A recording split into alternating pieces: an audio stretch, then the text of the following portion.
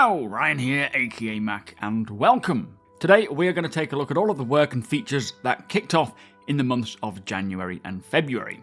As always, a huge thank you to all of my patrons and channel members. Thank you so much for the support, it is truly appreciated, and if you do enjoy my videos, please do consider subscribing and helping the channel to grow. So each month I like to put together a video that takes a look at all of the work that is kicking off each month, but also finishing each month, just to keep us all more informed as to what work is going on in the background. Now, before we get to it, just because a feature on the progress tracker has work beginning or completing in a particular month does not necessarily mean it will be released that quarter, the next quarter, or even in that year, as there could still be more work required from other teams, like the downstream teams, audio, visual effects, and so on. Or even priorities can shift and things can get pushed back until needed. It is, however, a great guide to see what could potentially come to the persistent universe when, but at the very least, it shows us what work is being done at what time in the year. So with that said, let us take a look at all of the work that is beginning in January and February according to the progress tracker. Now, the first one is a ship called the Santokiai from the Xi'an manufacturer AopoA, and this ship is actually set to be something pretty special, as it is going to utilize this new blend space tech that will allow the ship to move in a more organic way. Now, what this means is, for ships like the Santokiai, the ship's skeletal motion will be very different to anything that we have seen before, and this tech will also be applicable to other ships like the Katu'al or the Xi'an Scout, as well as allow VTOL thrusters and nacelles on ships and hover vehicles to move more like real-world VTOLs do. So quite a cool bit of kit, and with this new AopoA ship coming along, hopefully when it's ready to release, it will have this tech implemented. Now, the Santokiai has 25 weeks work, which comes to a close in mid-June.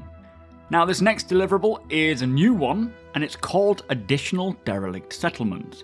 Now, this is from the Montreal Sandbox team and states settlements with both gameplay and social elements spread throughout the Stanton Wilderness using the Rastar tool.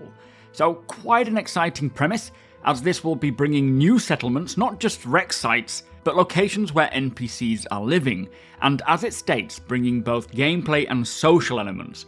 So here's hoping that it's not just bringing more gang locations like Whistler's Crypt or Ghost Hollow, but also settlements with a general NPC population like traders, mission givers and such, NPCs that you can build rep with. Now, when we start seeing these settlements come around, Stanton will begin to feel more like a living, breathing system, with various populations popping up in different locations throughout the planets and potentially even moons as well. And I personally cannot wait to see this come along, not to mention the more that they build and develop the Rastar tool, the better and quicker it becomes, and will eventually allow for larger locations like towns, and one day the ability for us, the players, to use this very tool to build our own locations. Now, this has 26 weeks work that began right at the start of January and will complete towards the end of June.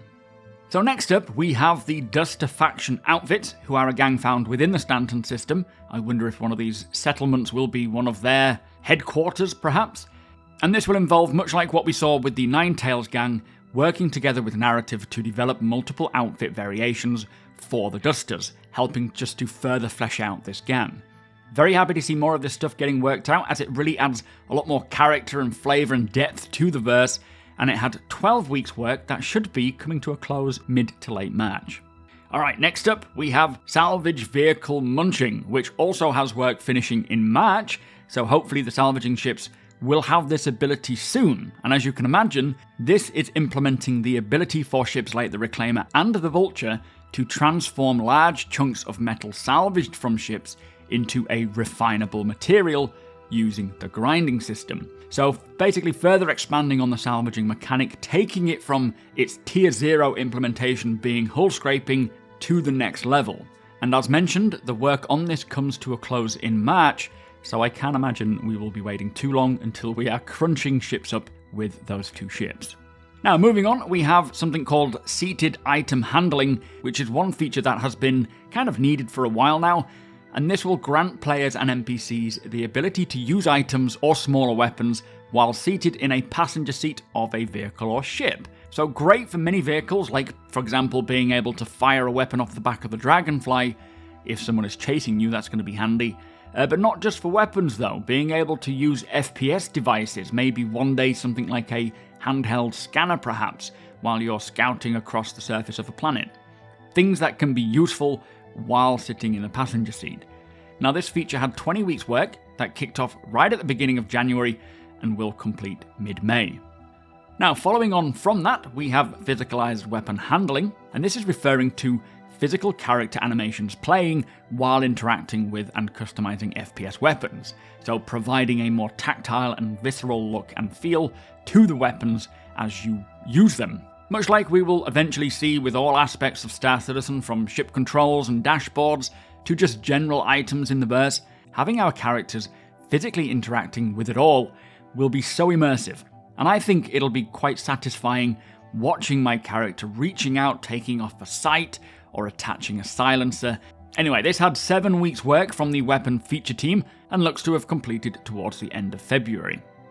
Now to finish with, we have 2 unannounced vehicles. The first one from the vehicle concept art team, which had 15 weeks work that kicked off early February and will complete mid-May, so likely a concept ship for Invictus launch week. And the second one is being built by the EU vehicle content team, has 29 weeks work that will be done mid-September. So this one is more likely going to be a straight to flyable vehicle, but no idea what either of these are. I am still wondering if we will ever hear about the Misk Fury again, whether it even exists, what it could be, who knows. Anyway, that was all of the work that kicked off in January and February, according to the progress tracker.